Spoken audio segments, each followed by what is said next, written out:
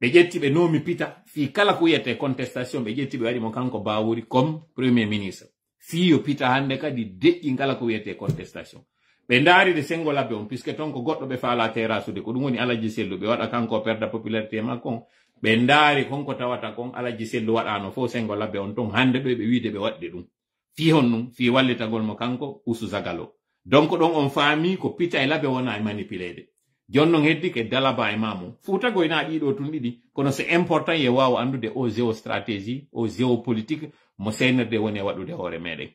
hande do non on nani kanko o ya honno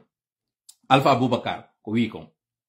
wondema konko be nabi don lande non taw be labbe ben to ni de ngotoje nabanode do mobilisation inna ko fi fuddagol on gol lawol lande be fewndo de ngotoje don fof ngal kala hotirino kan manno iwrinode dibre ka hotino immirnode sangareje hotino iwrinode ka iwrino woden otoje mobilisanode do fop de yehino hay peeli wal fewndo do ni alaka dum aton ko wonbe labbe non goy kanyum kan no dimmi yeta golla nun do wonde ma tola ko wono da kon ko no woni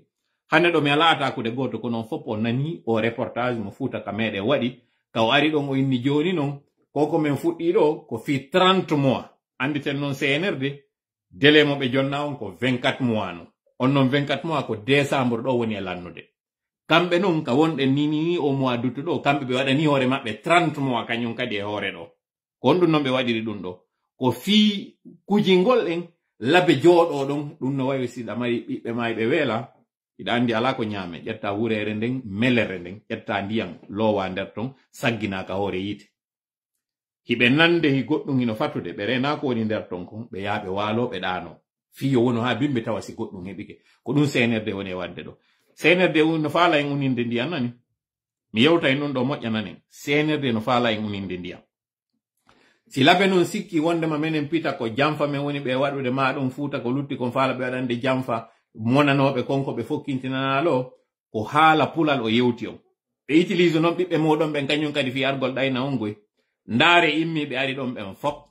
ko bibbe fuuta immina adda hikkina yeso fi ata ko gole ko bibbe fuuta wona utilise de fi kujingole no woniri non ko pullo radi pullo bebe wondon yide do fop no ara wi'a don bon joni non ara si golle den fuddike do grève ji din wotan wadu parce que no wadi don grève ji din hande kadi otoje den no imade yaha golle den de daro haray ko no woni ko perdi ko nde wurere widire be woni on ayninde do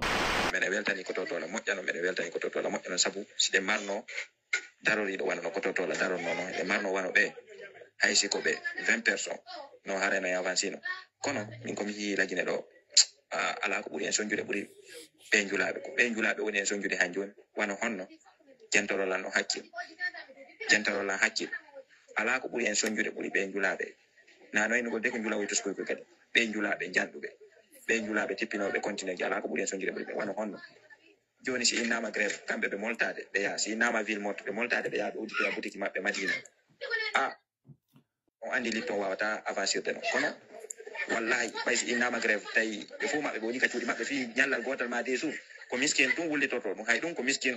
be go na fo wulle to fi yaali golle nyallal ma desu kono be jabata yo Allah wallu en walla kala jullo mojo yalla buto wallude walla kala jullo mojo wallahi men weltani ko toto la mojjano yo Allah wallu en walla kala jullo mojo yo Allah wallu itta be e hore men wallahi sabuna jama'an tampi mojjano kon non do ni solution wodi ko buri wodde do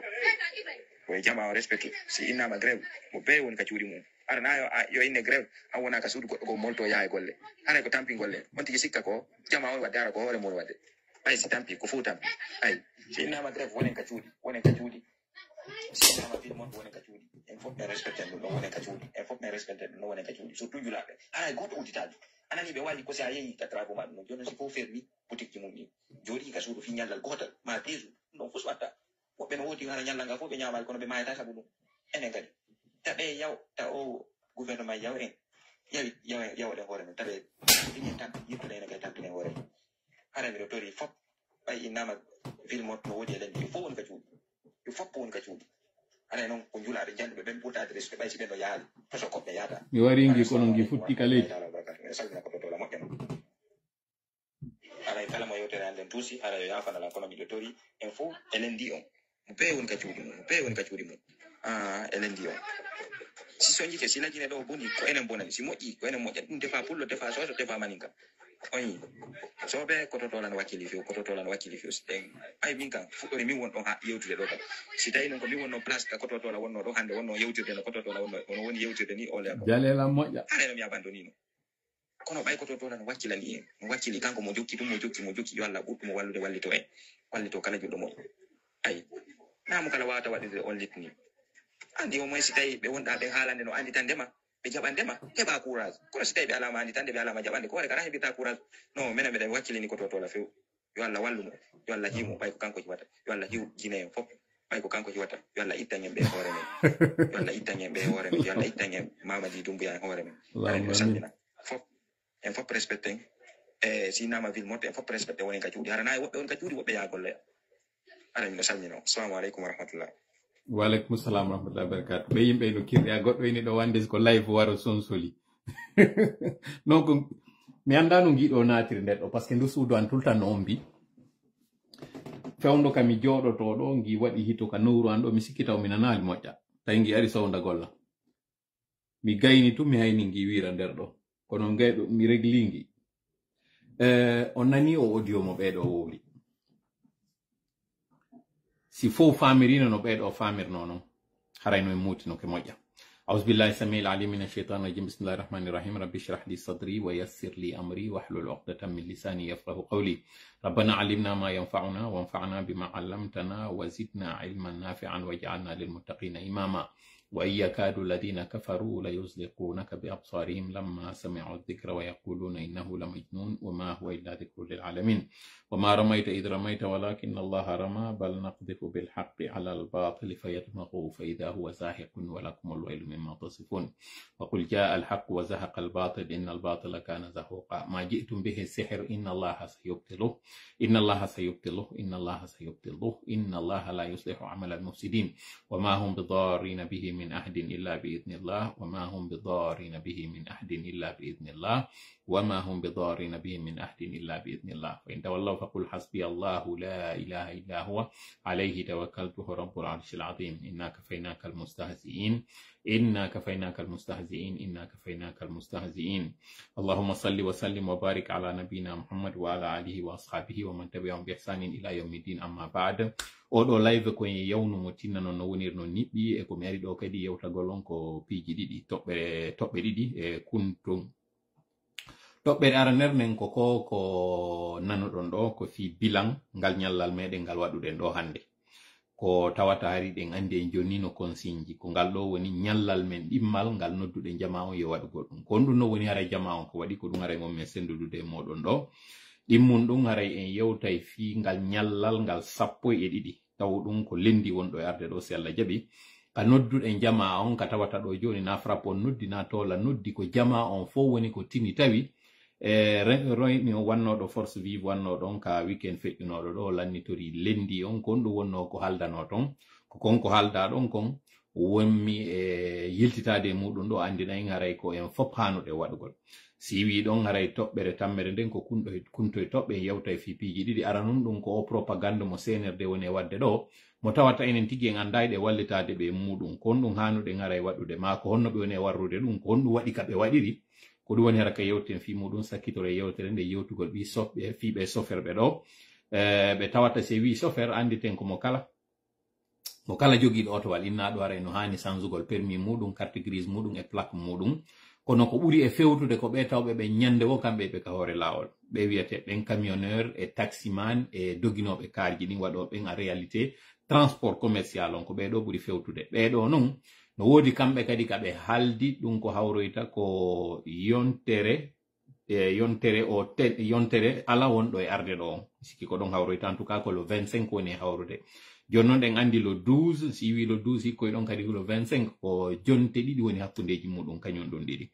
kon ɗum fanɗi ko jaasi jonte ɗiɗi kon ɗum no woni haray ɓeɗo kadi ko ɓe eɓɓi kon ɗum kadi haray hanuɗe wallidirde enen e maɓɓe ko ɗum woni haray ko yewtinimi ɗo rapidement mi torike noon Allah yo hawrinde en sawaba e koko mon e yewtude ɗo simi hawri on sawaba ɗon min ka yewtere onon kadi yo hawrindi en o sawaba simi ar noon faljude fayude fawñade ma feggade haray andu neɗɗo on o timma donc wurten wallitoɗen famen konko tawata haray no acca sina ɗiɗo fof anden seytane o yiɗa konko mi ari waɗugol ɗo fi honɗum par ce que ko inde Allah woni ko fuɗɗorɗen en faala kadi lannitorden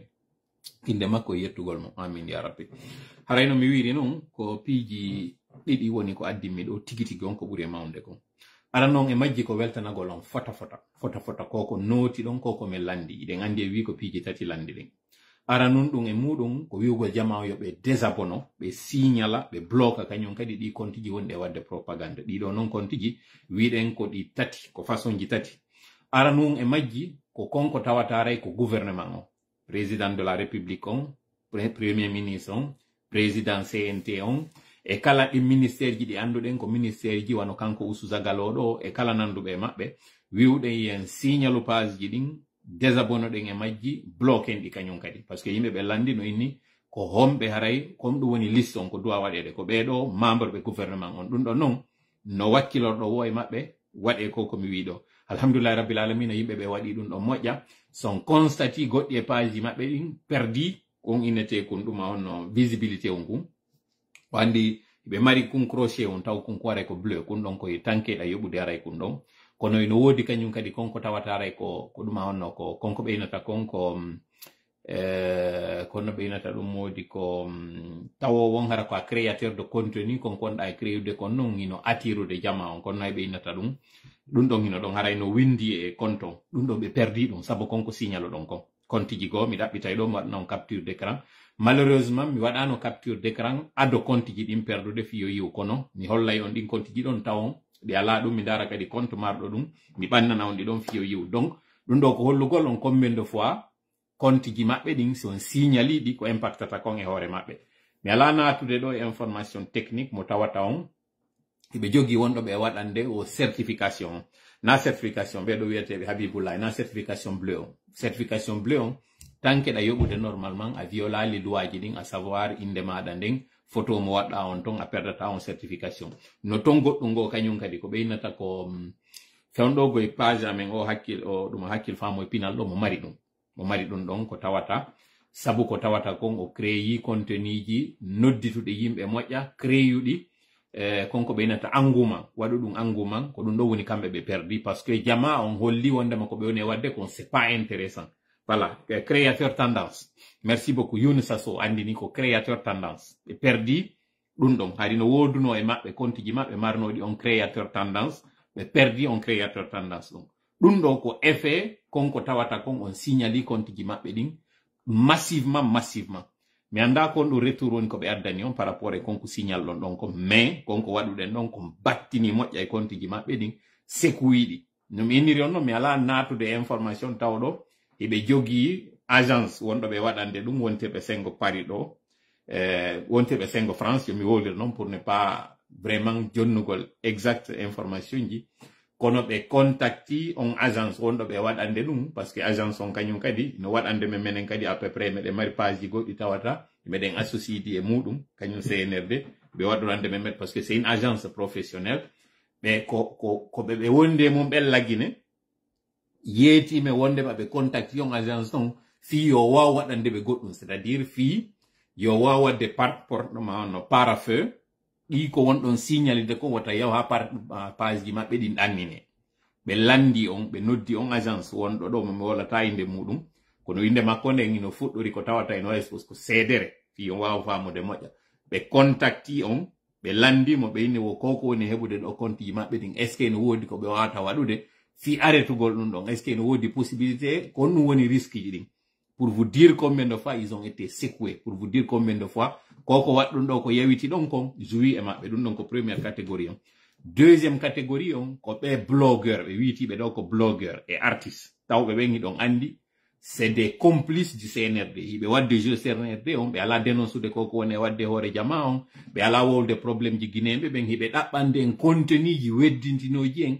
e konko tawata haray c'est l'essentiel ɓen ɗon noon no mi wiri on noon ko ɓe catégorie ji ɓen tawɓe ino wi ko hoore mum ko blogueur ko influenceur e ɓen tawɓe ɓen ko artiste ɓe tawɓe ɓen ils ont été complices ko ɓe lâche ɓe koni e wadde ɗo kon hiɓe fanke mum ɓe wiya kamɓe ko ɓe neutre ko ɓe artiste woni ko ɓe comédien woni ko ɓe woni o e muɗum ɓe wi kamɓe ɓe ukkotako e affaire politique on signal on kontiji ɓoɗo ɗin désabono ɗon e majji bloque on ɗi kañum kadi so waɗi ɗum ɗo ɓen konko ɓe monétise ɗon ɓe perda e monétisation maɓɓe o kamɓe koko monétisation wonɗen e yeyirdande ɓe konko be perdata o monétisation don joie e mabbe parce que hande kadi haray be subi ke andi ton non ben ko faminannobe on ay moment donné do wonde may be tawdi e liton faminannobe on do ay moment donné ibe tawti par exemple wano alaji selludo be geri habe hebi popularité be geri habe hebi yimbe ko on non nombre ji ko be hebi don ko dum do be utilise be yeeyo Facebook be wonti monétise be konko be monisi minni be yeeyo Facebook no mari critère ji fi ya wa monétise de entre autres ya wono e pays on tawdo ko éligible deuxièmement tawda mari 5000 personnes ma dum damari 10000 personnes dépendamment est ce que ko live on faala hebde mbudi e mun ka ko vidéo ji din donc ko entre 5000 ou 10000 et non tawakata respecti konko be inata kon standard de communauté ene non kaka standard de communauté won dem be tappude on standard de communauté mi yeto on do hande secret on tappugol be do metta fi ay serano be wondo ngi yide do hande no jetti no monétise page mudum din alors que non ya quelque temps be famina no en ko be contre injustice on hande do non bay be gayni hebude ko be faala ko be hebi joni wobbe mabbe ay créer studio ji hendo don tappen be do kanyum kadi terlen no mi jonnata inde goto me vous le connaissez très bien on reconnaît be kanyum kadi ko be do woni deuxième catégorie be kon be dénoncer tem page mudum signaler mi fiyo be perdu don hande kadi harabe hebata ka be maddo troisième catégorie on ko proche be modon ben kala on mo tawdon dimmojo modon o ala e ko kanko fewndo ni no mari ko kirdi mo mari fewndo ni ka o yaltina walla nyi'e makko e mo welti sontigi yaltina ni on wadda fudike partager parmi vos amis o tawata c'est de la futilité par exemple wano sifa o affaire wanno do de balde do sayon mako nandite mudum piji tawoji yeggintina en billo en hino soka piji tawoji yeggintina e yimbe no warede piji tawoji yeggintina e radio ji no duman kala tawdo hande do kanyum no mari piwum ka wadata yeddotirale mum signalé mo konton itton moy amibe modon ben parce que ben don ina dum na désabonnagol ben don ko amibe modon itton ko be woni amibe modon ben bloquon be kanyum kay voilà les trois consignes terlen don on succès total réussite on en moins d'une semaine c'est phénoménal deuxième consigne mo wiwno den on wadugol concert casserole amen non concert casserole on en waduno yontere hande do ni résultat on o woni rano non ha parce que wobbe gobe wadi tawara be suudi yeso mabbe be faala ka yi'e ma be wada ara tawa be kirdinde ma be jalude ta ma be waywasi be hersi ma wa tawa be yawiti en andi no dum weekend feƴino do wiwden ko dum hadi partager di badumaji mabbe cette fois ci be wadi tawa visage découvert be wada kadi be tappa moƴƴi hara tapage no towi moƴƴa non be wada kadi be participer na bibbe mabbe be participer na be ngure mabbe den wobbe ara kaka boutique mabbe woni wobbe ara kaka autoje mabbe woni sonube ben kanyum kadi dim vidéo ji don fop en hendi kedi do donc réussite on ko total terlen don kanyum kadi en progressi en feƴƴi ka wono den don kadumani troisième consigne mo wiwno den on ko yimbe ben gibi vendredi o wonu ka cuudu mudum dum ko yontere hande wiwno den dum mercredi plutôt wiwno den dum wiwden juma yontere jango wiwdo yimbe be wonu ka suudu be wonano ka suudu en habbanoki kadi be wadu dum on Allah wadi non o réunion wanno do don force vivant retena wondema journée de lundi on ko yo wonu journée ville morte ko don no wonden fuddade yewtere meden de alhamdulillah rabbil alamin en fuddike wadude une nouvelle forme de contestation en fuddike évoluer de moƴƴa ka lutte meden en fuddike nantondirde jama on fuddike jogade piwum gotum alhamdulillah rabbil alamin en écouti audio o musiddo medon do wietedo do Ibrahima Bari wontirdo Sengo Konakri yewtere ndo wadde o den o inni wosi ko kanko wonno ka place an do harayno décourager no ke fiwonnu hida yewtade yimbe be ala wadde ko wonda wiwde ko moninay ça c'est vrai wondo o e fellite min tigi yawno e sayi ha tawi way wasi bernde ande lo'e kono mi anditi annababe go be noddi duubi temedde jeena e capande joyi en ala din duubi fo kono si be do wawi munyade dum do miijite duubi temedde jeena e capande joyi mi anda so nani moƴƴa o chiffre duubi temedere tu yo inangi da noddude goddo ma duubi sappo tu yaada noddude goddo divisé au 950 waden dum do joni 10e dum don c'est-à-dire 10e dum don ko 95 ans on 95 ans don kanyum kadi divisé dum do kanyum kadi 10e mudum ko dum woni 9 ans et demi angi da noddude yimbe do non andi tengenen ko 40 ans wadude hide noddude yimbe ben kono goddo wawata décourager dum donc moitié on 9 ans do mini tigi on ngaray on tigi hawji alhamdulillah rabbil alamin fuddike yobude fuddike yaltitude fuddike battinde hande do si mi yettike baawo mi ndaari mi taway alhamdulillah rabbil alamin ndare do tellen 2h du matin sengora yimbe no ndarude lam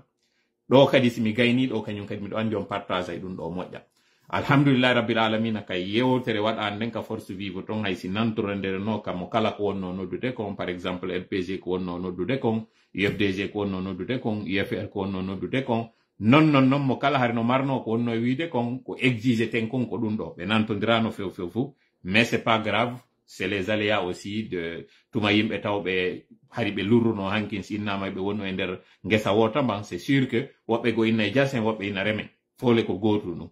mais be fop be nantodire piwu gotum tenen wondo e arde on do mo kala e wonu ka suudu modum andi to non ko dum do wonno den e landade jama on ko dum do wonno do e wiide wade yimbe ben tay ala wadude donc ça veut dire que jama on fuddi ke yide anda dum do goddo felletaake goddo jattetaake goddo barmintake goddo nangetaake goddo waretaake dido on fo c'est très écologique andi ten syndicat duma be ngonno des travailleurs ko dum do be waduno fewndo pende sa en nangano bay be wadi dum don pende sa hande kadi jugement wanno do yore mabbe on e sentence on innano don ko 6 mois ka ko combien de temps be wadanano ko enna finalement dum do watto ya hande kadi sursis be accita dum do ko mobilisation wanno don kambe non ko be wi sur le grand Conakry enen do non ko wonde landade jama on fop yobe wonu ka ciudi mabbe fi on dum wiibe be wonu ka de ciudi mabbe on yi o information mo tawata Rio Tinto i versi 99 millions de dollars lagine mbudi di tawno wari be nebuno habba goldi wata berne mo wulu fi di mbudi wata berne mo wulu mo few fi majji andi ton sener de mobiliser no 500 millions de dollars 500 millions de dollars be mobiliser no do fewndo di banque primeji di mbudi 500 millions di wawal be wonande hitande di wawal wonde hitande hari be gere mobilise gol hande kadi 1 milliard de dollars si be ndari be tay be wata wadde dum do ngandi tay be modifino duma onno duma onno règle wondo ka banque centrale dum don fo kono be wawa landorade mbuji kono kala banque mo be yawno be suti be ndare no wadire dum non fudde gouverneur on tigi inni me wata wadde dum si me wadi dum don tout lendi ngande kadi ndi yaay banqueroute e yaay faillite finalement kon no be wadi be concentré mo andi ten non be yehino rowani wa be yehino rowani non Dubai do o ko ma on forum be yawno be wado e Dubai do wanno do telle mi sikki mois de novembre sinami 5 novembre octobre novembre ko telle no be yawno be wado o forum de Dubai on forum de Dubai mo be yawino ton ide ngandi be aroyno be inno be hebi be mobiliser 3 milliards on ton on 3 milliards on to woni e yalimo andite non Alpha Condé kanyum hadi hebino o wawino mobiliser de 20 milliards fonds chinois ben on 20 milliards ko inno gongol di mbudi do ko di disponible son mo ini projet ji men financé don on to mam yalto non précise dum do mi andini nawi e gol wonde ma 20 milliards ji ngen jonna madi kanko e kasori ko be yawno be négocier don e chinois ben ko dum do waduno hay e hawre den hakkunde makko kanko e Alpha e occidentaux ben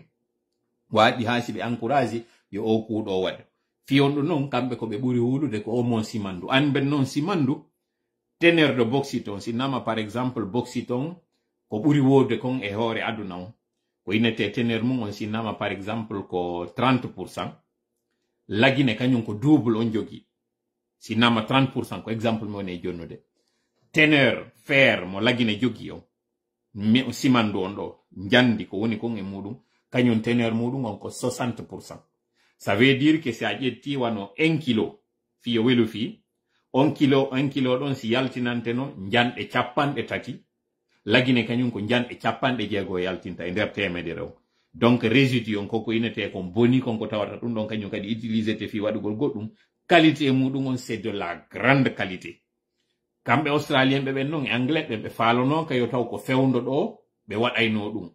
kono baybe yibe tawi fuuto to be woni yahoyano kugo be tawi yo be wadu fitu yo fuddo lagine hendike no ngande kadi ndolliwal ngal mabbike donc o 99 millions mo yewdon do ko ndolliwal woni ko CNRD mabbi do yimbe no mapi no wiide do joni CNRD hendike di mbudi do be hebay no be dartoro en do innanne rien CNRD ko di do woni e yobude nyamale de be nyawli den mais joni non sen accélérer don e wadi ko kon e wadde do une journée de perte mo tawata activité ji wadali lagine konko mo ne yetade on do non so ngandu kombo yeti landum be wolta dum do hande do mais ko mo tawata woni victime ko commune en yetade do yeti lan kombe do fa on journée goto 12 mo on do e yido do mo tawata jama on yaltali gol yaltoyta gol e makko wadoyta hunde activité sur toute l'étendue sen nantodiri perte mo be hebata don on di 99 millions di be inabe jonnama do di non kadi mi yeti kon ko piège be wadadi na kadi di fo kadi be woni hendade be dayata be sendi di hakkunde mabbe 20 millions Mamadi Doumbouya jetti e der din 99 millions ji don o jetti e majji 20 millions déjà mo sendi kanko e Amara o sendi kanko e Idi Amin o ya Jiba Idi Amin kanko Jiba e Amara im don be sendi di goddo inni kanko tun o hebi 10 millions be ya luttu ben sendi 10 millions ji din mi jaynali hendude information ji din di fo par rapport e mudum mais ande tun e der on 99 millions don déjà be maddike 20 millions donc dum woni ko 79 millions hande kadi arayde heddori 79 millions par rapport e problème ji be jogi den fo mais wota o mapo e on chiffre do na dum do woni intéressant concentro den tun wondema e yi ko fe'i kon do Bangladesh on nani kadi audio mo men partage on par rapport ko wadi ko Bangladesh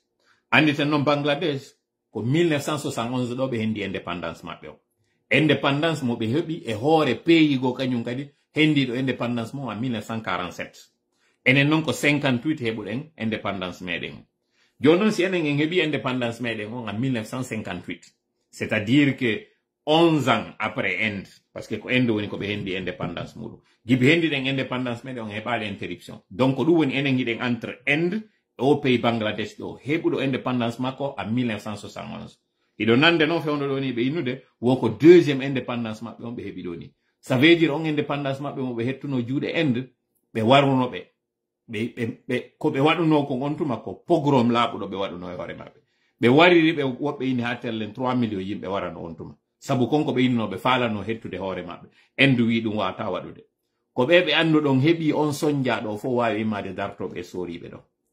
enen non ko be wadi do ni hari lagine wadi no dum deux fois go taw révolte des femmes rewbe be immanino Sékou Touré innano do no hula be rewbe na de rew worbe na kadi mawbe na duma rewbe immino ontuma be rewbe immanike kanko Sékou Touré o immino ini a bala police économique o tay ko mawre kira bawo mabbe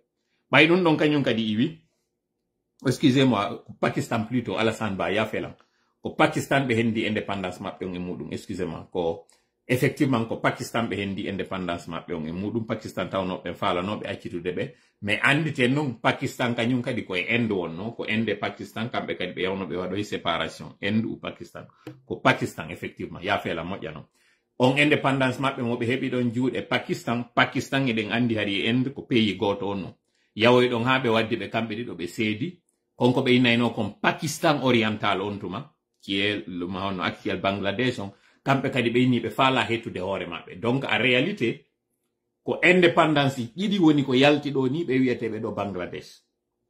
andi ton non Bangladesh yawoyno sai ha tay nyamete be ala courant be ala ndiyam bibbe mabbe no mayande do awolta wa biti no be onno mayirde on tum ko be do wawi immade wada remuru tay hande kadi maro ko be remata kon kambe be wawi hebude ngum maro yoni ha tay hande kadi be adda den ande nana be na maro Bangladesh kon ari kom maro ka be mabbe woni yiwde ma yon e gude inetede ko bade ko gude Bangladesh ma nana be ina t-shirt ji din sa ndari t-shirt ko ila ko soy ma so ndari kala ko inete Nike t-shirt ji mudun so ndari on tawe be windi soit Philippines ma Bangladesh ka tisi ji mabbe donc be tawata économie mabbe on o textile be wi'e mum e o kaw ko wi'ete exportation kono fi en artu sujet mum woni wiide principalement on konno be do wakkilori dartade ha tay be wawi libude o gouvernement do lagine hari wadino dum avec les femmes lagine waditino dum do kanyum kadi en 2007 fewndo be bijino alla hinno lansana Conte ha tay lansana Conte ko obligé nomugol premier ministre jo mo tawata ko premier ministre de consensus mo tawata ko pression de la rue on wawi wadde dum kono moni anditirde non do hande minata mo jay détail ji Bangladesh on dum henno be wadi mais ande felli ton ko sukabe dido étudiant be c'est-à-dire ko mouvement étudiant andite non lagine kanyum kadi be on don yide do la plupart politiciens be hande do ni fudde makko kanko Alpha Condé hari ko tawano do FEANF koko be nata FEANF ko organisation estudiantine be tawata ko wonno en kalekol Zusu zagalo mon don yide do hari kala ko inete no contestation mi profita do mi wuro ko to papa tigwen wondo on Swiss do ni sifa mabbe menen ko be do holli me wonde ma lutno wade ko be do andini me wonde ma étudiant ju sida ka l'école ko ya dartu siɗa ka l'école ko ɗon fuɗɗotoɗa ko innete politique kon kala ko innete no force hari kaka université ji iwrayno hari étudiant ɓe hari suusaka hari police e gendarme e anti-gang sa inino ɓe yawɓe natoya ka dortoir ji ma ɓe yawɓe nata ka campus université ji ɗum hari no muusa ɓe ɓuri si ɓe innama hari yoɓe immo ɓe yawano Colombie hari sa ƴettino anti-gamɓe a fewtinino ɓe Colombie Dar Salami ɗo a innino woɓɓe go kañum ko immo ya nata ka campus université Gamal Abdel Nasser naɓa en Colombie no ɓuri weltade par ce que si ɓe andi si ɓe arino ɓe tawino ton no wodi ka ɓe négociida e ɓe wonɓe ton puccamanɓe ɓen idi sukaɓe wonɓe ɓen ka nder université hakke maari ko université aji no hulɓini hande ɗo non université ɓe meɗen ɓen ko TikTok ɓe andi ko affaire amugol hucca ama fewta ko ɗum ɗo ɓe andi e challenge ɗi yiyata ara fus nafata sa ndaari kadi niveau maɓɓe ngara rien absolument rien ɗum ɗo no hulɓini ha feccite no yurmi ha mais miɗo andi no wodi kadi wakkiliɓe no wodi wakkiliɓe koko mowli ɗo wi'a ko fof wa'inini ni joni noon fi artugol e temji meɗen ni si ɓeɗo tawi ko sukaɓe université ɓe wawi rekkilinde sooriɓe tawɓe kadi hiɓe mari culture ko ɗum woni ɓe mari aada tawgol ngol si ɓe yaltino hari ko wareteɓe bosno par ce que wano fewndo ɓe imminoɓe darti Pakistan ɗo yo endu wallitoɓe par ce que koɓe heɓirno force on ko endu wallitiɓe hoore Pakistan endu tawɓe ɓen ɓe mari force jano ɓe wawi dartade hande kadi Pakistan ɓe wawi hettude hoore maɓɓe andi ton noon ɓeɗo ko hettuɓe indépendance muɗum e hoore pays tawɗo kañum kadi ko hettuɗo indépendance muɗum e hoore on pays tawɗo ko hettuɗo indépendance donc indépendance ji tati woni ko siwa ɗo wonti indépendance goto e maɓɓe malgré konko tawata kon ɓe yimmotono ɓe warira ɓe wa cula ɓe yimmotono ɓe warira ɓe wa kano kono ɗum e ɗum muɗum ko ɓe wawi wakkilade ɗo darto ɗum ɗo fof kon ɗum mi fala en yetade jama o CNRD ko rapport de force tum wawi andude sen tuttanali CNRD ka himpare CNRD waɗata ko falɗen kon joni noon la bonne nouvelle c'est quoi parce que en naati deuxième thème CNRD no yawiti konko fokkintinɗen ɗo hiɓe waɗi huli suusi hiɓe huli ko ɓe andi kon wondema si jama o yaltani ɓe moƴƴata mais ɓe suusi par ce que ɓe wiwde jama on nantodirta jama on waɗata ko wiɗon kon so yi jusqu'à présent ɓe fuɗɗaki yaltinde fus comme disposition innugol ngol awa e naniɗo goɗɗo addanilan ɗo capture ka kanko wuuri kiña ka o inni wondema ɓe wonɓe noddude ɗo fi affaire manifestation wondema ɓe waɗay saria on e hoore maɓɓe et puis ɓe naɓay saria on ha ka ɓuri o hattude ɗo goɗɗo addanilan on capture mi anda si koko waɗuno neeɓi ka wowluno est ce que ko wowli fewn ɗo nini quoi qu'il en soit il est en train de jouer un très mauvais rôle konko woni e wadde ɗon et c'est très regrettable bawuri no yurmi ha feƴƴiti na min tun jaka woni dossier makko kanko alhamdulillah rabbil alamina fewndo mi wonno yaltude mi ata kam o mi profita ɗon non ka occasion fewtugol kotiraɓe am ɓe mi yeddotirno e muɗum fewndo ari o waɗa premier ministre ɗo mi yiltito e konko mi wowluno on tuma o yi manipulation wona ɗo waɗede ɓe laɓe ɓen ɗo ka diverji e yi ka ɓe woni arde ɓe faminane laɓe ɓe waɗana e laɓe goudron ɓe waɗana e maali goudron ɓe waɗana e leeluma goudron andi ton noon kanko muwanjo wonɗo on fewndo ka travaux public komo leeluma Mohamed Abdoulaye mi yetino kewn ɗum ɗon joni noon ko honɗum woni e waɗude mo utilise ude ɗe gradaire je mbuuɗi kala ko ɓeyni anten noon ko banque islamique de développement on woni ko finance ɗum ɗo onon financement mo wonɗon e yiide ɗo ko fuɗɗanoɗo yewtede fi mum no giɓi fewndo monsieur Alpha Condé d'ailleurs wakkiliɗo ha ɗum waɗi ko ancien ministre jo Alpha Condé wonno ko waɗi ɗum ko kanko kadi wonno ko golli fiyo kuran no wawi heɓede village ji go koko wonɗon e yiide ɗo ɓe famina ko kamɓe CNRD waɗi ɗum kono ko honno ɓe woni e waɗirde manipulation o hiɓe opposé fewndo ni pita e labbe ɓe ndaarimo kanko wuuri kiña ɓe ƴetti ɓe waɗi mo monsieur Bawuri ɓe ƴetti ɓe waɗi mo kanko premier des ministre maɓɓe o ɗum ɗo woni sabu ɗen andi hay caravane waɗuno pita hande ɗo no lande ɓe yaltunoɓe waɗi on caravane ɗo ɓe deƴƴino taw hok ɓen noon woɓɓe maɓɓe no andi min poɗodirno mi yeytinoɓe minni koko wonɗon e wadde ɗo on ŋatoya e hondu mi wowlata ɓe leader politique ɓe tawnoɓe woɓɓe maɓɓe wallitinomo kanko wuuri kiña fiino ndu suudu makko taw dayra e lannitore fewndo iwtuno extérieur mi wowlata inde maɓɓe ɗum en so reconnaître o ɓengino tawano ɓen sikkunoɓe wondema ko neɗɗo moƴƴo woni ko nomaɗo hande ɗo ni ils sont dessus jusqu'à la moelle ko ɓe yiɗo kon ko waɗi ɗo ko hi wontiri ɓe noon hersaka tawata ko bude ko ɗum o wawi waɗande woɓɓe maɓɓe ko ƴettugol woɓɓe siɓɓe muɗum naɓa ɓe hajju ka feƴƴi ɗo haray noon onon immiɓe yehi ngun hajju ɗon ngun tawata ko gouvernement naɓi on yawɓe ɓen ɗo mi yawtata fi maɓɓe ko fii ko aroyta commune e yewde fi muɗum c'est sûr que si Allah jaɓi naara e CNRD wona yewtede fi mum hajju aroyowo ngu kono puisque hajju kala gouvernement no way wadde ɗin piiji onon naɓirteɓe ɓen ɗo ara ko gouvernement wono ɗon naɓirede hajju ko tati an yawɗo on anni e maɗa on mbuuɗi ɗi yaaruɗa ɗin e ko wonɗa e waɗoyde ton ko si tawi a yarali annuye laaɓuɗo wonde maɗa yaade tuuboya ka Allah sa yi sa faala waɗo e ɗum honɗum tigi de sa faala ka nde suudu kaaba wonata wala nder ton ara fusa ɗum annayi ɓay tun a yaadali annuye moƴƴo hajju ngun komo kala ko yaadi e mum annuye on si o annuye maɗo moƴƴa hajju ma ngu ngu laaɓoyta ngu jaɓoytaki ko annabi ibrahima noddunogoy o nodduno non jama on fof ko azim finnasi ko noddu jama on fof innano naa ko noddu julɓe ɓen ko noddi jama on fof no woodi ɓen aroyoɓe ton noto noddago makko kanko annabi ibrahima no ton aroyoɓe kañum kadi noto noddago seytane mi toriki Allah no yo Allah dandu e wonugol e on deuxiéme groupe yawɓen ton noto yo ko seytane nodduno ko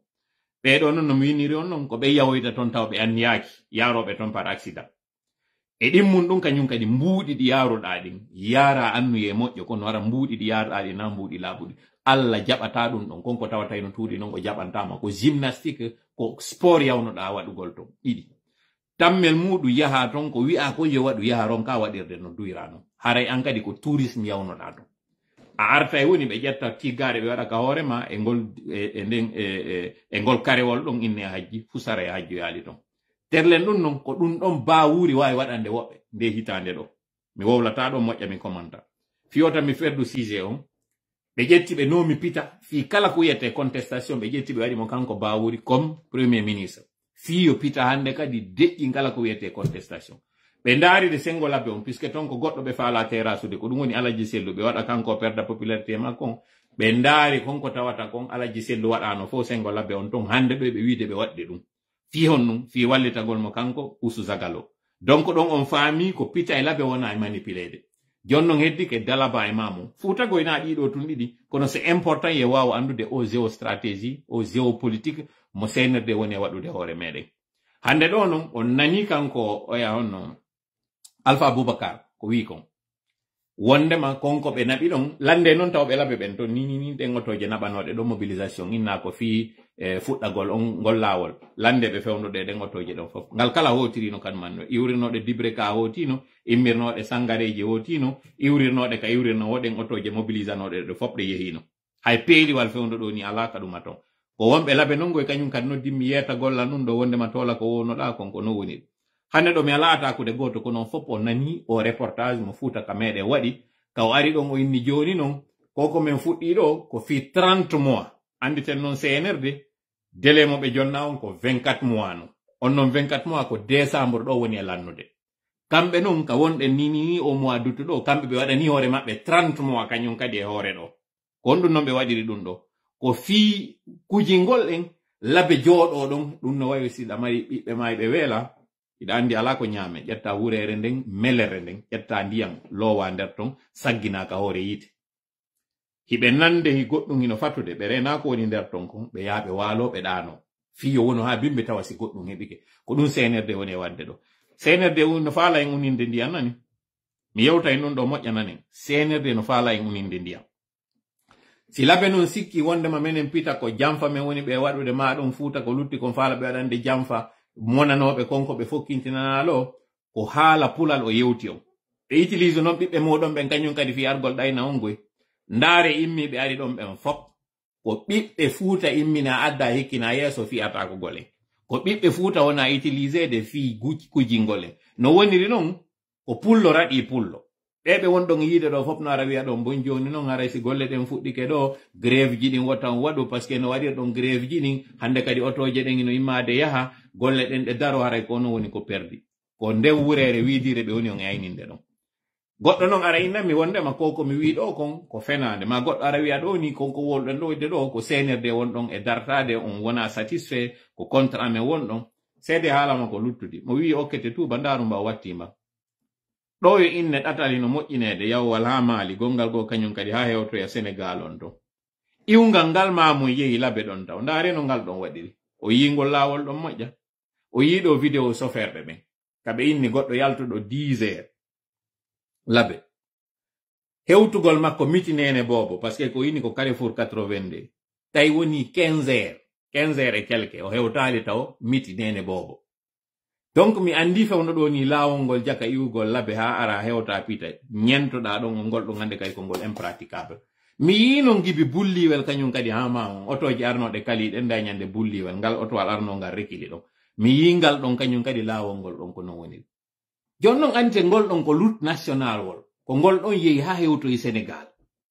ngol route ngol do kanyum kadi ko ngol do yimbe ben pratikata kambe tigi CNRD sibe ya yidoygol e modon onon citoyen be ben ton ma dalaba mamum pita labe ko ngol rawo do be yata na de ka wona wiede ton ka fulawaji don ino yaade fula soji ngol do lawol be wawali hebude feere maggol onon ido wawi hakkil mon no jabbi wonde ma ngol lawol to be won be sakkitoro e aroygol be inna wonde ma kambe ko gratugol be wiide nandole wona wadede maggol ko dum be sakkitoro tawi gol ma be hendo fondeten de jetta be fulla don tum fondeten on seeda e hore munu be no menen ko dum do hara budget de financement koko be daynira on be woni mi wawla mi repeta kanyum kadi koko be daynira on woni fisi nama do contestation labe wi atawtata parce que on nani do woko ka nebano torede duubi ciappan e nayi woko duaji ko wadano duubi ciappan e nayi kambe ko dum be wa hendade do fi mudu mawbe fuuta moko baabe labe ko mo pita woni on e yewtude kono ko mo tawata labe kanyum kanno ka nder berne makko min non so anduno mojjala ko mi jeydi kon e labe liyemo mardi e labe on mi sikka on nani rayno lawa pita mi sikka d'ailleurs mi duwano kay wolde dum do koko mon e wolde do parce que mi do yeti o min tola na mi futankejo tum ko mi guinéenjo d'ailleurs fewno do mi considéra hore an comme guinéenjo dum mi do considérer hore an comme panafricainjo problème wado o serlon ko problème wado o Côte d'Ivoire ko problème wado o Sénégal ko problème mais ko honno mi immirta mi yaata e régulgol problème ji leydi wobbe go ko woni ko lagine tigi taw mi wawa régler ko du wadi simdo concentré so yido ni ayibe goyno sikka mi wata wolde français na mere si tay ko pulal mi woni fewtinde do mi yewtaw ko onon mapini mi onon be musibe ando parce que mi do andi onon do si on faami si on wawi immade on andi hakkeji modon di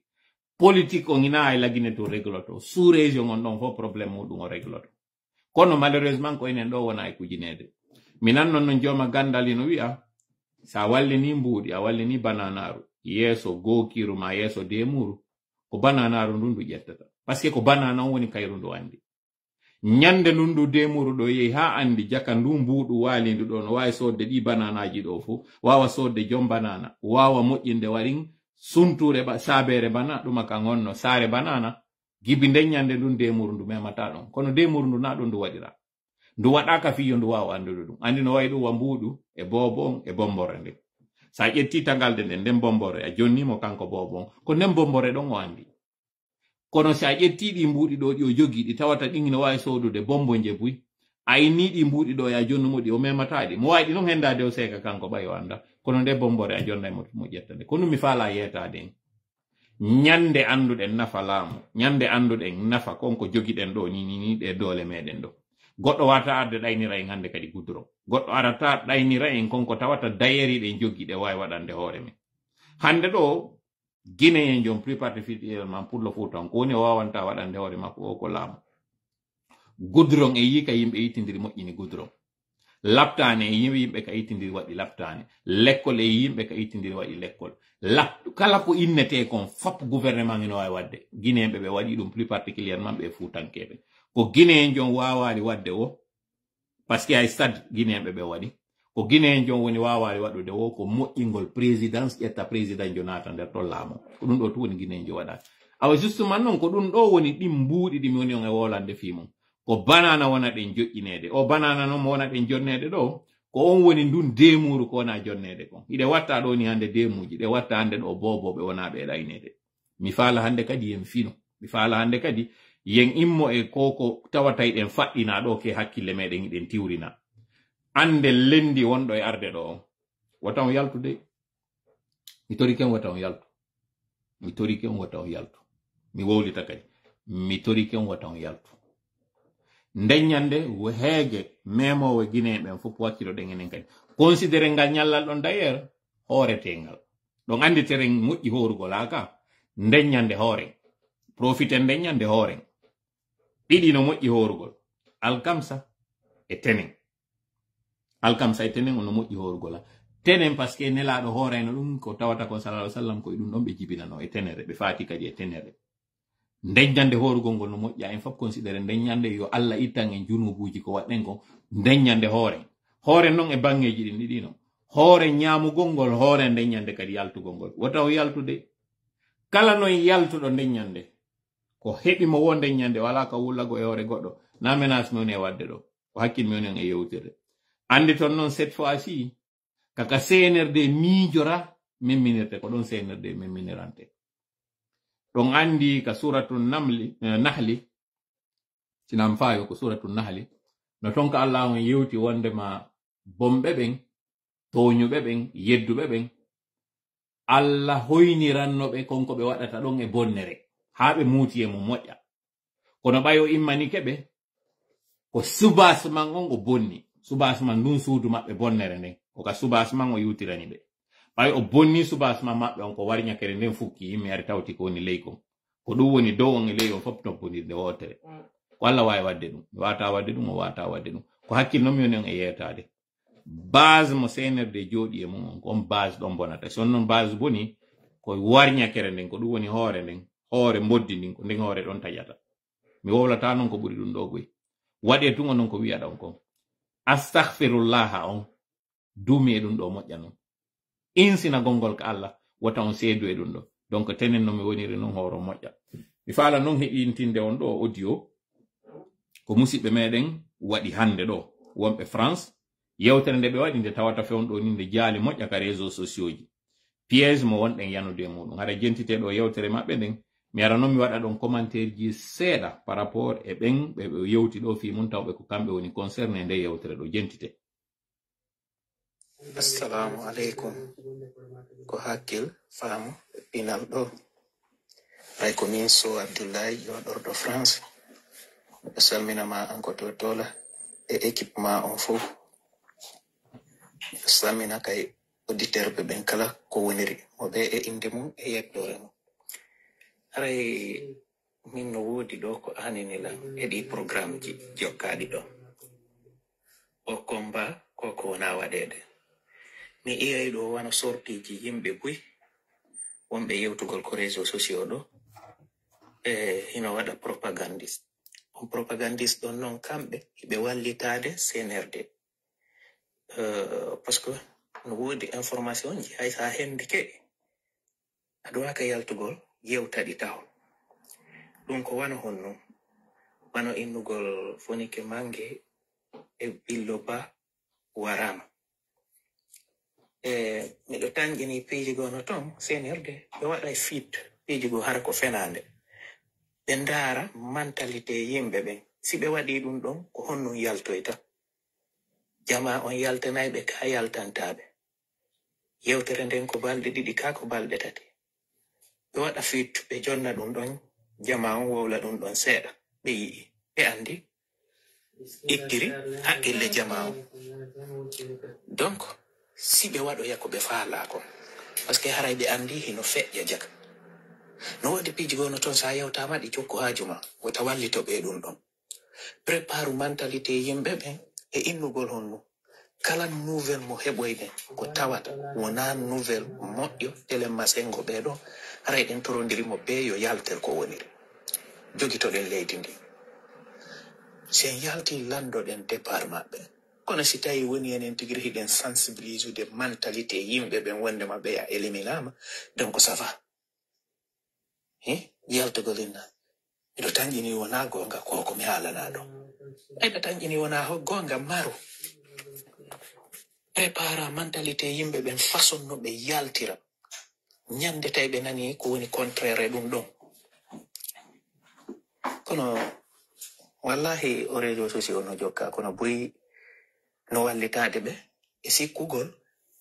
wallay woni population on hara ko CNRD ɓe woni wallitagol wona wallugol population on de haray hewtinaneɓe o message amen ɗo yoɓe accu kamɓe tigiri yoɓe accu ko kamɓe woni wallitagol CNRD en waɗugol propagandiste jiɗin e piiji gono to parce que CNRD préparé woni mentalité yimɓe ɓen andugol si ɗum ɗon waɗi ko honno hikkata ɗum. Assalamu alaikum wa rahmatullah. Wa alaikum salam wa rahmatullahi wa barakatuh. Haray koko ɓeɗo musidɓe men yewti miɗo mari commentaire ji ɗiɗi e muɗum rapidement.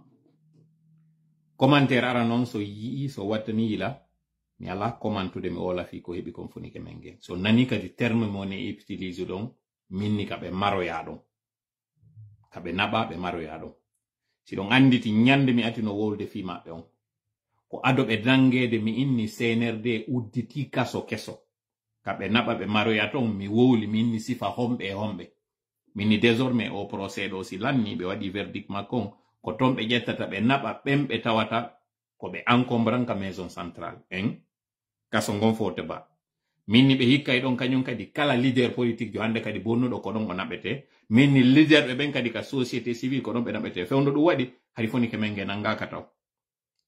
Ɗimmel muɗum ɓay mi yewtoyi fi maɓɓe ka innaɓe nangama minni pour la première fois mi arata mi wola ko waɗi kon tigi pour ne pas compromettre ɓen ɓe tawata woni kon e hoore maɓɓe. Minni pour une fois mi aray cette fois-ci mi wowlata ko waɗi kon. Si ɗon anditi mi wowlino ɗum. Peu importe mi ala commentude ay hunde fi ɗum ɗon. Ko mi fala en yettade CNRD ko ballon d'essai woni en e waɗude. CNRD ndaara woni si hondo no feƴƴoya. Ko ɓeeɗo wi kon exactement ko ɗum. Watan jaɓu yawgol ka piège maɓɓe. Déjà taw si on andu no muuseni ndi ɓeygure ɓe nden heɓata. Tuma ƴettuɗon photoji ɓe wenguɗon. E waɗugol takko muɗon ɗo rip. So on andu no ndi muuseni ndi ɓeygu o ɗo heɓata on taƴu reedu ɗon. Waɗe hoore moɗon si ko non ɗum ɗo wonno wadde hoore mum. Ƴettugol photo goɗɗo waɗa rip e makko. On taƴu reedu ko yiyata ɗum ɗon kon ɗo ya andude. Andi ton oɗo ɓeɗo billo no mari ɓiɓɓe, no mari ɓeygu. Funike no mari ɓiɓɓe, no mari ɓeygu. Andite non funike menge sokanoma maison centrale ɗo ha yuma makko maayi. Immagol ya surroyaɓe ɗon. Shallo right sali fes accitude mo ya o tawa e surregol nene makko. Ɗum ɗo fo o heɓino ɗum. Kom fala yeta aden terlen non. Ko ɓeɗo wi kon tigi. Kala e moɗon waɗo live wola fi funike menge en koye andin CNRD. Si konko CNRD woni e waɗude ɗon, si ɗum ɗon on confirmi, hara confirmi ɗum sama kala on koko ɓuri fanɗirde. Yoɓe andu are ɓe huɓɓi leydi ndin. CNRD no yewita togo e parce que ko inata gibi men nangi ɓe bientôt un mois hande ɗo woni le 9, le 8 woɓɓe moɗon naati le 9 woni hande exactement un mois jour pour jour gibi ɓe nanga. Un mois jour pour jour ɓe no nanga Madina yawno udditi saare udditino fonctionnaire ɓe yawno golloy leydi no fonctionne de normal comme si de rien n'était. Hande ɗo hewti noon ka andinen CNRD ɓe memi ɓe memetake. Hewtini ka andinen CNRD koko Khalifa Gassama jaabi wi kon. Yoɓe udditu kasoji ɗi moƴƴa non. Na photo batum ɓe yata ɓe renouvela. Poile Mohamed 5 wonta e ngal kaso. Yoɓe udditu kañum kadi morgue ji ɗi moƴƴa non. Poile Mohamed 5 wona e ngal kañum kadi morgue. Yoɓe udditu laptaneji ɗi moƴƴa. Poile Mohamed 5 wona e laptane ngo. Yoɓe renouvelu kañum kadi berɗe ɗe moƴƴa non. Cour Mohamed 5 o wona e ngal cimetière janɗuɗo ka yimɓe arrêté surre. Ko kanko no Mamadi adete walline. Mamadi non ko ire. Mamadi kañum nayo surre. Ko iregol o waɗete. Ɗo no yo ire ko ɓuri ko waɗno kon Samuel do waɗata e hoore makko kanko Mamadi. Hola ɗum ɗo wonana ɗum ɗo moƴƴa ɗo. O lando traducteur e makko ɓen ɓe firanamo ɗum ɗo kañum kadi moƴƴa non ɓe yiyatomo. Mamadi toujours son compté. Ce t'appelle, tu dois bien l'entendre et comprendre. Vous connaissez très bien ce que déjà vous avez fait à Fonike Menge lorsqu'il était à la maison centrale. Alors que toi, Mamadi, et toute ta clique, vous connaissez très bien ce que ces gens-là ont fait pour vous. Toi, Idi Amin, tu n'as vraiment pas honte. Sincèrement, tu n'as pas honte. Parce que si tu avais honte, tu aurais compris que lui, toi qui prétends être un sécoutoriste, tu connais très bien que lui, Fonike Menge, c'est un sécoutoriste. C'est après avoir compris la manipulation de vous, les sécoutoristes, que lui, finalement, il a caché son côté sécoutoriste. Sinon, vous connaissez très bien que c'était quelqu'un qui se revendiquait toujours être un disciple, un adepte de Sékou Touré. Mais il se rend compte finalement que cette doctrine qu'on lui a vendue n'était pas la vraie. Il s'est rendu compte.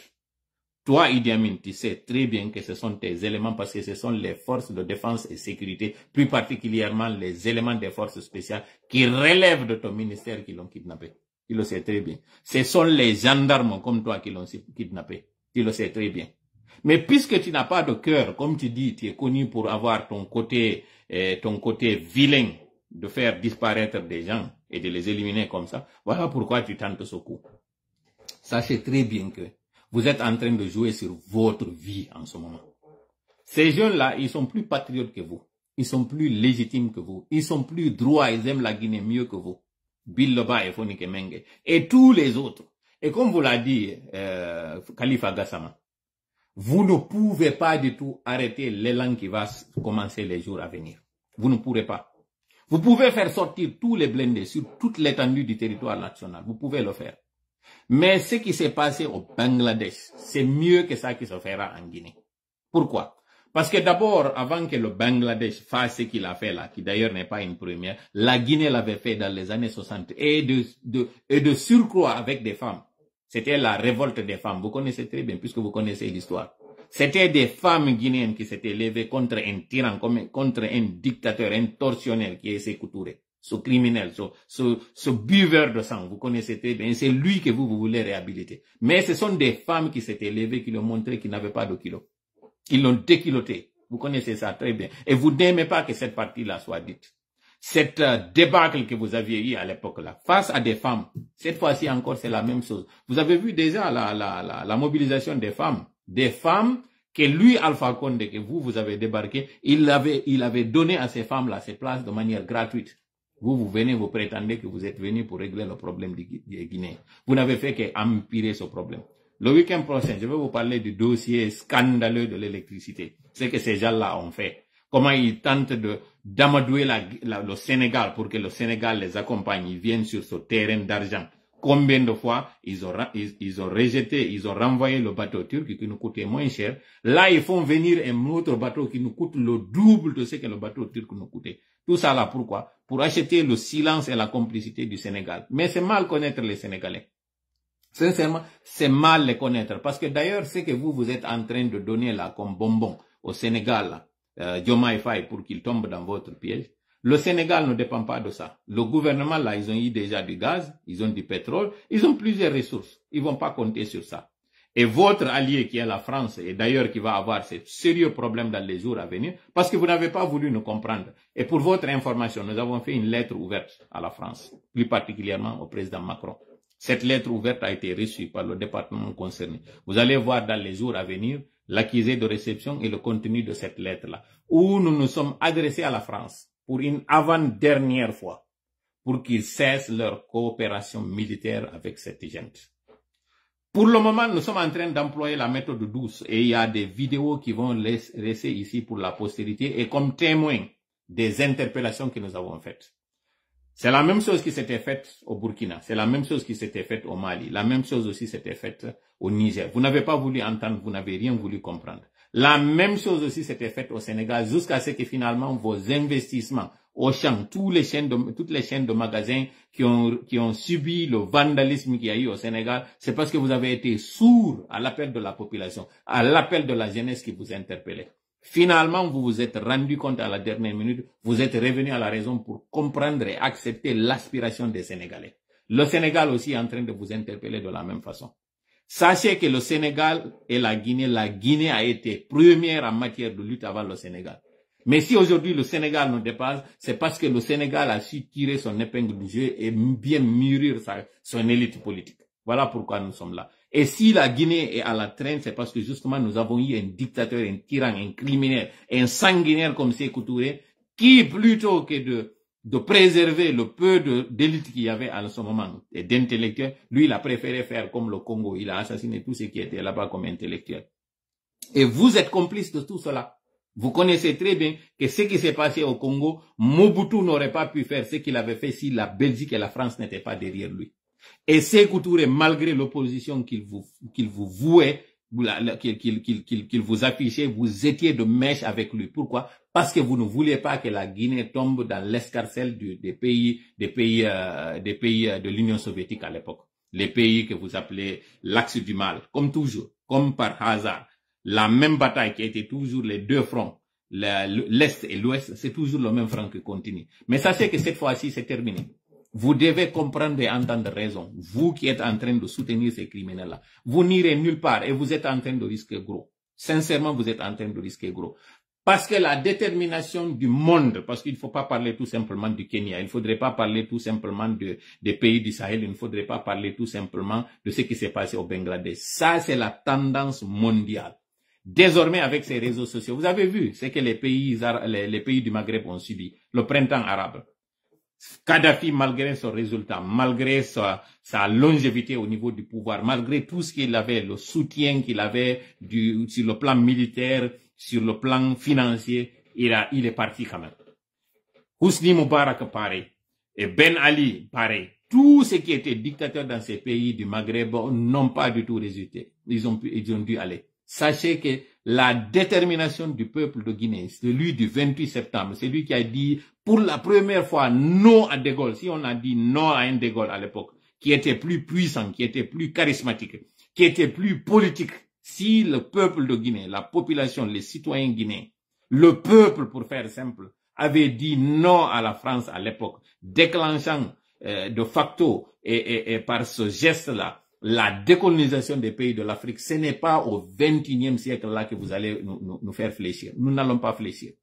Le peuple de Guinée était dormant. Là, maintenant, on s'est réveillé. Et vous allez voir ce qui va se faire en Guinée, ça va être du jamais vu. Parce que non seulement nous allons chasser ces criminels, Inch'Allah, ces militaires-là, mais en même temps aussi, vous allez sortir du dernier carré qui va vous rester. C'est à vous de choisir. Comprenez que nous ne voulons pas du tout qu'il y ait des complications diplomatiques entre, parce que vous avez beaucoup de ressortissants guinéens qui se trouvent en Europe. Vous avez beaucoup de ressortissants ouest-africains, pour faire simple, qui se trouvent en Europe, plus particulièrement en France. Si aujourd'hui vous êtes en train de courir sous l'effet sous le poids de la dette et l'inflation, les systèmes sociaux sont complètement inondés, ils sont saturés, c'est parce que vous êtes en train de jouer à cette mauvaise politique de 2 poids 2 mesures en Afrique, entraînant le départ massif de ces jeunes valides. Si vous aviez laissé l'Afrique évoluer comme ça se doit, vous auriez eu un répit au niveau de l'Europe. Vos systèmes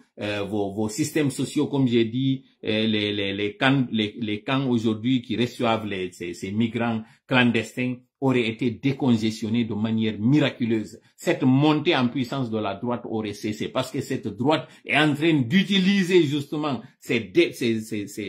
débarquements massifs de migrants clandestins pour vendre la peur aux Européens, plus particulièrement aux Français. Donc, vous auriez pu régler d'une pierre 3 coups. Non seulement ce problème migratoire, cette montée en puissance de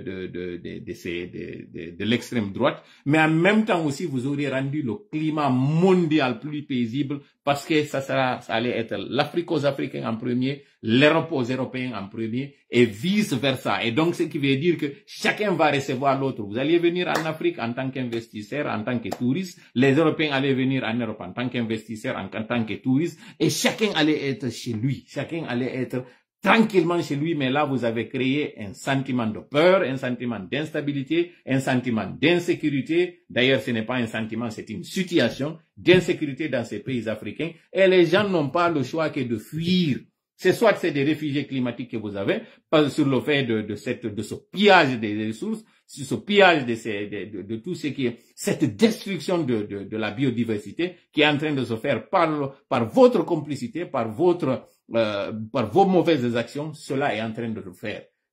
Vous êtes en train de parler de climat, vous êtes en train de parler d'écologie, vous êtes en train de parler de vivre ensemble, alors que vous voyez très bien ce qui est en train de se passer en Afrique. Aujourd'hui, regardez, tout le monde est en ébullition au Moyen-Orient. Partout, c'est des crises. Tout cela, on aurait pu le régler si vous aviez laissé ces dictateurs-là à l'écart. Si vous aviez laissé les populations elles-mêmes décider de qui va les gouverner. Mais ce n'est pas ça. Bon, le 12, je répète, le 12, mi fillo kadi e pulal nyande sappo e ɗiɗi ko tene wonɗo yarde ɗon mo kala e wonu ka muɗum nani soferɓe ɓen kañum kadi ɓayiɓe andi si memminama ko kamɓe adato e bonnanede ko le 25 wiwno ɗon o waɗay ko waɗa ton kon vidéo ji mon ɗi mi hendike ɗi ko waɗi kon kankan ko waɗi kon gegedu ko woni e wadde kon laawi ɗin kala ko wonɗon e kalade wotan wowlu fus jooɗe fanko mbude haɓɓo ɗo ko ɗo non woni test on so wallitike ɗo force vivon on huɓɓinali taxi je moɗon taxi motoru hay wotoro wata dogu nden nyande nani ko taxi moto e bombon na ɓuri fanɗude wata on yaltude e tene wonɗo e arde ɗo mi fillo mi insistata goɗɗum ni tum mi fillo kañum kadi tene wonɗo e arde ɗo mo kala jango e juma ma hande e juma ɗo yo soodu ko sodata kon nata ka nder suudu muɗum ko tenen woni e fuɗɗade ɗo kono ɗon andina tenen tum mi yetto on ɗo ɓay komi woni feɗɗuɗo hunduko na tenen tum ko tenen woni ko landa kon fi muɗum ko tenen wi'a yo wonu ka cuuɗi moɗon kono ɗon andina tenen tum woni haadude soode ko soodoton kon fo e juma on hande ɗo naado yon ka cuuɗi moɗon naade maaro naade ndiyan nani ɓe kupa e ndiyan ɗan nani mi addataɗo e wowlal ngol on fenande wiugol ɓe waɗa e poson e ndiyan ɗan ko fenande goɗɗo wata wadde poson e ndiyan sa waɗi poson e ndiyan an tigi ɗa wawi hawroyde ɗan ndiyan ko fenande ɗum waɗata kono ɓe kupa e ndiyan ɗan nani ndiyan ɗan kupay ko honno ɗan kupirta woni mi anda kuran on kadi kupay ko honno kuran on kupirta mi anda mi wata on yetade ɗum ɗon kono soode ko soodoton kon naadon ka nder cuuɗi mon nani ɗaɓɓe biredi naadon ka nder cuuɗi moɗon nani ɗaɓɓe maaro naadon ka nder cuuɗi moɗon mi ƴetti tan on mi ari mi yeti ko mi accali samedi e dimanche ko ɗon mi woyi wadde live ji mi wowlani on fi on heɓu suffisamment de temps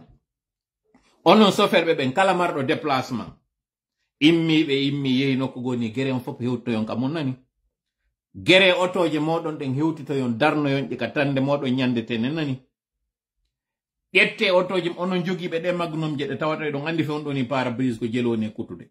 iɗon andi fe on ɗo ni kadi otoje ɗe ñawolɗon ɗon itteɗe sera laawi ɗi nani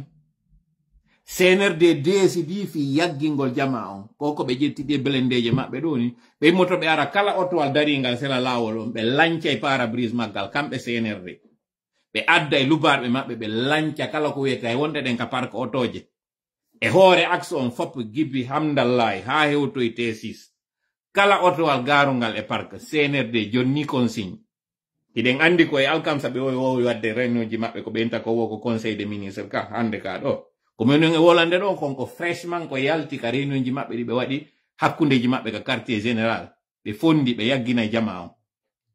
fewndo noon ɓe waɗata ɗum ko nokkugo immoroyto kañum CNRD anda taw acciteɓe ɓe concentre e action yoɓe waɗ ɗum ɗon très bien yoɓe ar ɓe concentre e action ton puisque noon ko ɗum ɗon ɓe eɓɓi wone ka nder cuuɗi moɗon wota o yaltude ñande jonno ɓe occasion ndey ɓe décidi ɓe naata e ka nder cuuɗi moɗon mi yiltito ɗo warin acce mi watta live goo mi yewta on ɗo ko ɓe eɓɓi kon ɗum ɗo wona spécialement ka sendito ton jama on ɗumanno yeggi ton konko yewtaɗa kon fo miɗo artude mi yiltito ɗo e consigne ni en 10 minutes journée du 12 ans c'est une journée ville morte restez à la maison ne sortez pas le 12 respectons les consignes le CNRD a préféré défier le peuple de Guinée le CNRD a préféré prendre ces personnes et les kidnapper. Arrêtons de dire que ces deux leaders sont portés disparus. Arrêtons de dire ça. Dire ça, c'est tomber dans le jeu du CNRD. Ces personnes ne sont pas disparues, c'est des personnes kidnappées. Et on connaît les unités qui les ont kidnappées. C'est l'unité de Hamdallah qui les a kidnappées, qui après s'est fait choper, elle s'est fait chipper le colis. Donc, le groupement des forces spéciales est venu les prendre. Donc, n'allons pas dans cette... ne créons pas l'amalgame, s'il vous plaît. Ne créons pas l'amalgame. Et si vous avez vu leur porte-parole sortir, banaliser ce qui s'est passé, vous savez qu'il n'est pas sa première. Rappelez-vous qu'il avait dit que son père et sa mère, tous les deux, avaient fait un AVC. Il avait fait sur les ondes de médias. Je parle de Mirador. Il était l'invité de Mirador où il était de retour de Kindia. Il voulait répliquer à une accusation faite sur lui, contre lui sur les médias. Il avait dit, pour s'attirer la sympathie et le soutien moral des auditeurs, il avait dit que sa mère et son père avaient fait un AVC. Il s'est révélé que c'était faux. Ça, c'est un ministre de la République supposé qui était en train de faire un mensonge comme ça. Ensuite, souvenez-vous, lorsqu'on avait volé les équipements de Sabari, il avait dit que ce n'était pas un organe gouvernemental qui est venu voler les équipements. Il était allé jusqu'à dire si quelqu'un a les preuves de les montrer. C'est en ce moment que Sanou Kerfala Cissé est venu avec des preuves des équipements où il se trouvait à l'ARPT. Il avait osé dire ça aussi avec banalité, il avait nié les faits. Il a fallu que Sanou Kerfala et la presse se mobilisent à l'époque, quand elle était unie, pour que les équipements de Sabari soient retrouvés. C'est le même qui avait fait ce mensonge. Après ça, il a fait encore un troisième mensonge. Quand on avait dit que l'Internet avait été coupé, il avait dit que c'était cette fibre optique qui était le problème. Il avait dit ça dans un premier temps, il a nié ce que tout Guinéen connaissait. Même le plus amateur en matière d'informatique connaissait que l'Internet avait été coupé en Guinée de manière volontaire. Lui encore, le même menteur était venu pour dire que c'était pas vrai. Il avait dit que la Guinée n'avait rien à voir, le gouvernement n'avait rien à voir. Et souvenez-vous, il avait dit que quand un gouvernement veut sanctionner un média, il le fait de manière ouverte. Ça, ils étaient en train de faire un ballon d'essai. Ils étaient en train de tester la mobilisation de la Guinée. Ils étaient en train de tester la réactivité de la Guinée. Ils ont trouvé qu'on pouvait prendre des équipements, on pouvait bâillonner la presse, on pouvait restreindre l'Internet. Ils ont vu que nous sommes accommodés à ça. Les gens ont préféré prendre des VPN plutôt que de sortir réclamer ce qui était leur droit. Et c'est le même qui est sorti après pour dire que l'Internet n'était pas un droit. Souvenez-vous, après avoir nié que c'était eux qui avaient coupé l'Internet. Pour finir, si lui, il vient dans une conférence de presse, nier que les Fonike Mengue ont été arrêtés par les forces de défense et de sécurité, donc les agents du groupement des forces spéciales, ne paniquez pas pour ça. La seule chose regrettable, c'est que le parquet qui avait fait croire qu'ils étaient de bonne foi, en disant qu'ils ne sont pas du tout mêlés à cette arrestation, que c'était une arrestation extrajudiciaire, après avoir entendu le témoignage de l'un des co-détenus des deux leaders, le parquet devait se bouger et nous dire où il se trouve. Ils ont préféré être complices. Sachez alors que cette mobilisation qui doit se faire, elle commencera lundi. Lundi est déclaré une journée ville morte. Ne saccagez rien. Restez à la maison. Ne sortez pas du tout. C'est le début d'un long processus de lutte qu'on doit faire pour le départ du CNRD. Mais dans un premier temps, nous allons rester à la maison. C'est par ça que va commencer. Maintenant, qu'est-ce que le CNRD a décidé? Lorsque la population a décidé de rester à la maison, la même colonne de blindés qu'ils ont fait sortir la dernière fois, ils ont décidé de diriger la même colonne vers Bambeto, alors que Bambeto, la zone de Ratoma, a décidé de rester à la maison. Ils ont décidé que tout véhicule qui sert à stationner le long de l'autoroute, ils vont venir avec leur matraque et casser tout ce qui est pare-brise, casser tout ce qui est fenêtre de ces véhicules-là, parfois même aller violenter des personnes qui sont dans leur maison.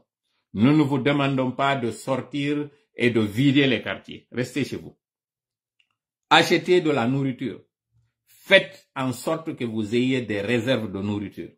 À partir de demain, vendredi. Aujourd'hui, pour ceux qui sont déjà dans les zones GMT. Ce vendredi, profitez pour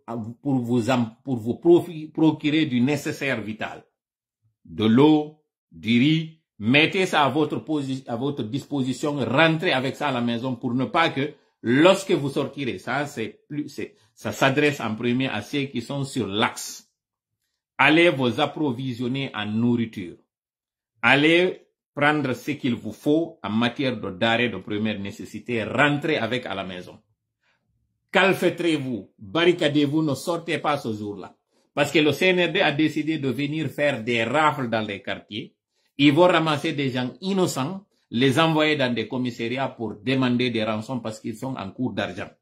Ne sortez pas, ne devenez pas en fait cette cible idéale pour le CNRD. Restez chez vous, ne bougez pas ce jour-là.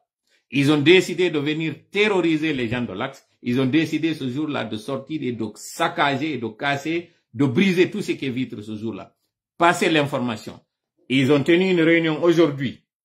Vous connaissez qu'ils ont l'habitude de tenir leur conseil de ministres qu'ils tiennent chaque jeudi. Aujourd'hui, nous sommes jeudi. Et au moment de faire ce live-là, il y a eu une réunion qui s'est tenue au niveau du haut commandement de la gendarmerie, une autre réunion dans un camp secret, une autre réunion qui s'est tenue dans une île. Ils ont décidé de faire sortir leurs bergers allemands qui vont être dans ces blindés. Ils ne vont pas donner d'armes. Ils ont décidé qu'ils ne vont pas donner d'armes à feu à leurs intervenants parce que Non seulement la Guinée est aujourd'hui tenue à l'œil par rapport à l'organisation internationale, mais Mamadi a peur de donner des armes à ses agents parce qu'il sait que ses agents pourront se retrouver contre lui. Donc, qu'est-ce qu'il a décidé? C'est de donner des matraques et des objets contondants à ces hommes pour que ces hommes-là sortent ce jour-là. Tous ces blindés que vous avez vus, c'est des blindés qui vont rentrer dans leur camp avec des jeunes arrêtés arbitrairement et injustement. Des jeunes parfois qui sont sous des manguiers en train de faire du thé. Donc, je m'adresse à vous, jeunes de Ratouma. Ne vous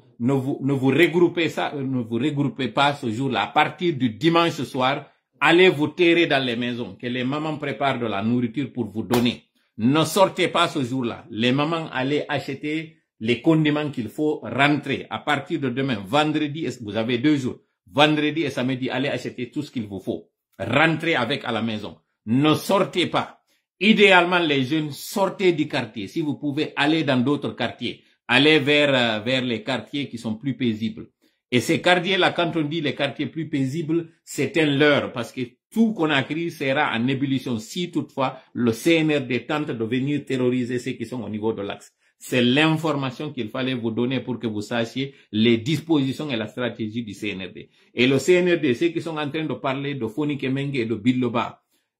statuant qu'ils sont décédés, ne parlons pas de ça. C'est la stratégie du CNRD. Ils sont en train de faire ce ballon d'essai et regardez comment nous allons réagir si toutefois ils décident pour X ou Y raison